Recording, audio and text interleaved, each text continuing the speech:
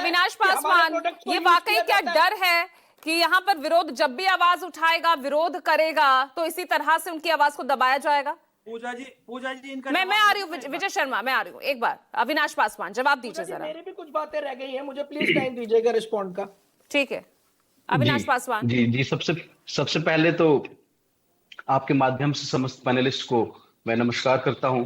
देखिए, democracy, constitutional democracy का की ही यही ब्यूटी है कि जब भी कोई प्रोटेस्ट हो, इस तरीके के विरोध हो, उसका सम्मान किया जाता है। और यही कारण है कि आज कांग्रेस के जितने भी प्रदर्शन हुए हैं उसका सम्मान किया गया, उसके अगेंस्ट में इस तरीके की बातें नहीं की गई हैं। और कॉन्स्टिट्यूशन जिस तरीके का मुद्दा अभी जो ये है, मतलब मैं ये समझता हूं कि, और हमारे माननीय मुख्यमंत्री श्री नीतीश कुमार जी का विजन जो है, ये हमेशा ये रहा है कि देखिए, इस पूरे देश के बनाव, आज जहां तक हमारा देश खड़ा है वहां पे किसी भी एक पर्टिकुलर लीडर का कंट्रीब्यूशन नहीं है, बल्कि जो भी लीडर इस देश को जिन्होंने चलाया है, जिन्होंने इस शासित किया है, सबका कंट्रीब्यूशन है। और इस तरीके के पर्सनल अटैक करना मुझे लगता है कि एक अच्छी पॉलिटिक्स नहीं है।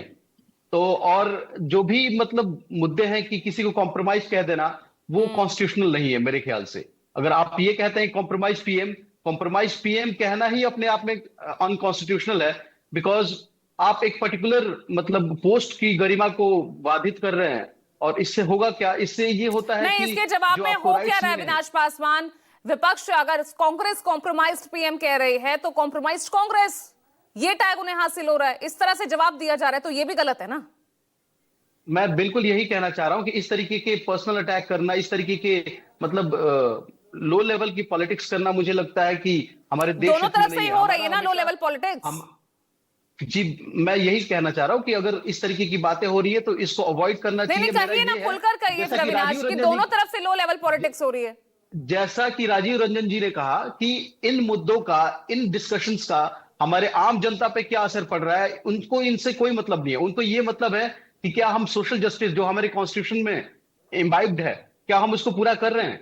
हमारा विजन ये होना चाहिए कि किस तरीके से हम अपनी जनता का ख्याल रख सके, किस तरीके से हम अपने देश को आगे बढ़ा सके, किस तरीके से हम अपने राज्य को आगे बढ़ा सके, ना कि इस तरीके के मतलब आरोप लगा के हम एक दूसरे को मतलब असम्मानित करें।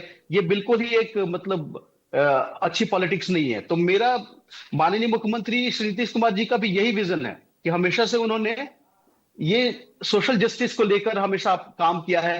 और जिस तरीके से अभी हमारी सरकार कर रही है और एनडीए की सरकार जिस तरीके से सेंटर में काम कर रही है, आपको ये समझना चाहिए कि जिस तरीके से अभी माननीय प्रधानमंत्री नरेंद्र मोदी जी के नेतृत्व में जिस तरीके से एनडीए की सरकार काम कर रही है, वो हर तबके के लिए काम कर रही है। और उसमें हमारे मुख्यमंत्री जी और हमारे पार्टी का बहुत बड़ा योगदान है।